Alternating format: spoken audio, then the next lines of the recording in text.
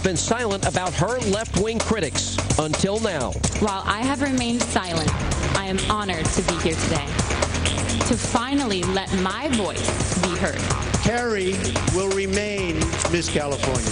I would like to thank God for trusting me with this large task and giving me the strength to stand by my beliefs. She's the reigning Miss California, and she joins me tonight. And Miss California Carrie Prejean joins me live in our New York studio. Well, you've had a very slow day today. Nothing really going on, right? Very nice to see you again. I'm very glad to be here. Well, congratulations. Although you really didn't care one way or the other. You said to me, principle is what matters at the end of the day, but right. You had won this fair and square. I did, and I believe that Donald was going to make the right decision. Well, he didn't say the words "you're fired," so that's that's a good decision. By the way, we've got to offer you a big congratulations as we start the program. Tomorrow is your birthday. Yes. And you're all of 22. Congratulations. Thank you. That's great. You know, first of all, even before we get started, I got to thank you about something. You have single-handedly found an issue that Sean Hannity, a Christian conservative, right-wing leaning talk show host, not liked by liberals, that I agree with, Barack Obama agrees with, and Hillary Clinton all agree with. I mean, the majority of the country agrees with you. All of the people in California agree with you.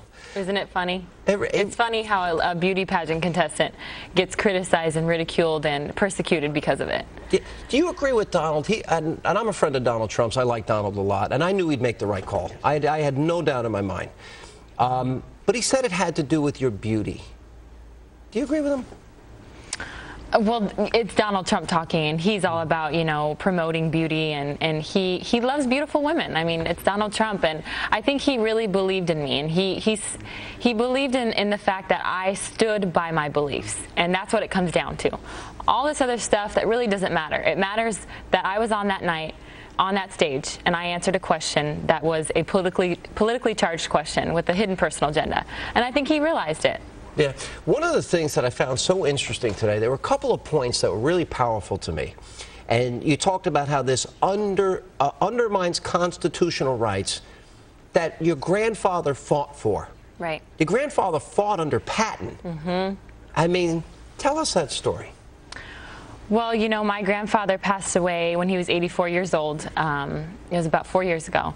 And he just instilled in me. He said, Carrie, I fought for your rights. For your freedom, and you need to remember that, and you need to remember that, you know, you're an American, and don't let anyone ever, you know, take those freedoms away from you. And so through all this, I'm just so grateful that my grandfather instilled that in me since I was a little girl. You said I exercised my freedom of speech and I was punished, and you used the words, this should not happen in America. This should not happen in America. Go into detail, because I agree with you, and I thought that was particularly powerful. Explain what you meant. Everyone is entitled to their own opinion. Right now, I could say whatever I want, right here. Because we live in the greatest country. We live in the greatest country in the world. And, you know, I just think that it's so ironic that I have the same beliefs as our president of the United States, the Secretary of State, like you said, and the Vice President. I mean, so many people have the same beliefs as I do. But why am I punished because of it? Yeah, and you answered nicely, and you answered delicately. You said, I know there are people that disagree. Mm-hmm. So then the question is, why did this become such a big deal? Well, it was Perez Hilton's hidden agenda that he had. What do you think that is? Well, he's a gay activist, and he's very famous for, you know, insulting particularly women. He doesn't insult men very often. And this would not be happening right now had he just, you know, gone on his way and said, I don't believe in what she said, but that's her opinion. But he decided to make that video not even an hour after the pageant had ended. And that's when the firestorm had begun. You know, I kind of knew this because I know Donald Trump, and he really went to bat for you today. And he pointed out you had taken a lot of abuse. Mm-hmm. Why don't you bring people into exactly, for example, Paris Hilton actually used the word, called you a dumb B word, said if you had won the crown, he was going to rip it off your head. I mean, tell me about some of the other abuse that you experienced. Well, he pretty much called me every name in the book My 90-year-old grandmother has had a lot of abuse lately. You know, the press and paparazzi going to her house, and she's 90 years old. And, you know, they're just drilling her. They're drilling my family. They're, you know, making personal attacks just because I stood up for what I believe in.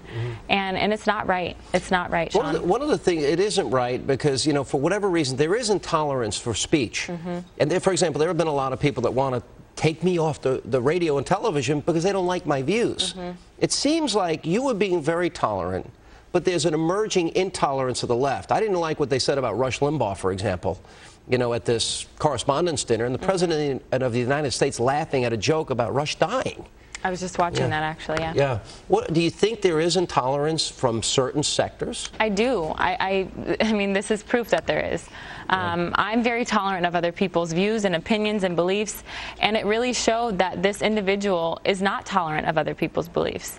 And you know, I want to thank the gay community. They have come out there and said, hey, we're sorry. This does not represent who we are. You know, we appreciate the fact that you did stand up for what you believe, even though we don't agree with you. You know, we can agree to disagree. You said it in a nice way. And by the way, one thing I've got to say is, folks, I wouldn't want anyone examining my life when I was 16 and 17. Right. You know, and you said that to a reporter today. I was like, good for you. You know, it comes a point where I think we get a little too deeply into people's personal lives. And it's like, all right, do you remember what you did at 16? Well, what they're trying to do is discredit me. They're trying to discredit me and undermine me. And, you know, they can say whatever they want. The decision was made today. Why did you call, you wouldn't use his name, Perez Hilton. You called him Judge Number 8, and you did that throughout the press conference. I'm not even aware of his real name. I believe it's Mario something. But, you know, that was just my way of just, you know, saying that he's not really the issue here. The issue is, like you said, intolerance, and me just basically standing up for my beliefs.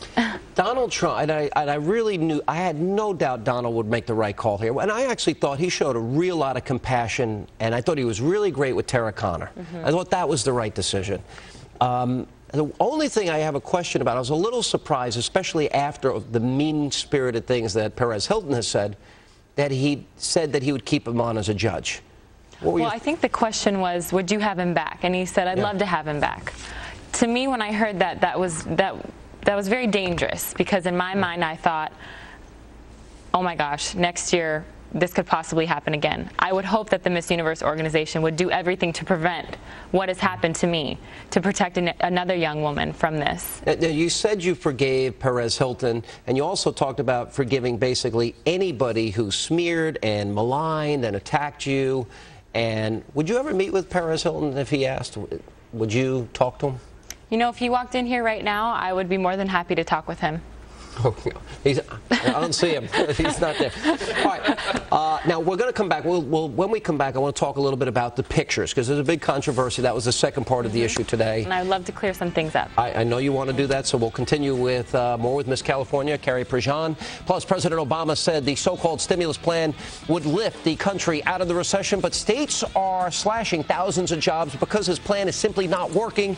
And don't forget, by the way, it is Text Vote Tuesday night, where we're asking if you think Carrie Prejean should have kept her crown. You can text us at 36288. Pick A for yes, B for no, and C doesn't matter. I'm A. I've already revealed my bias. We will reveal your answers at the end of the show. More with Carrie coming up next.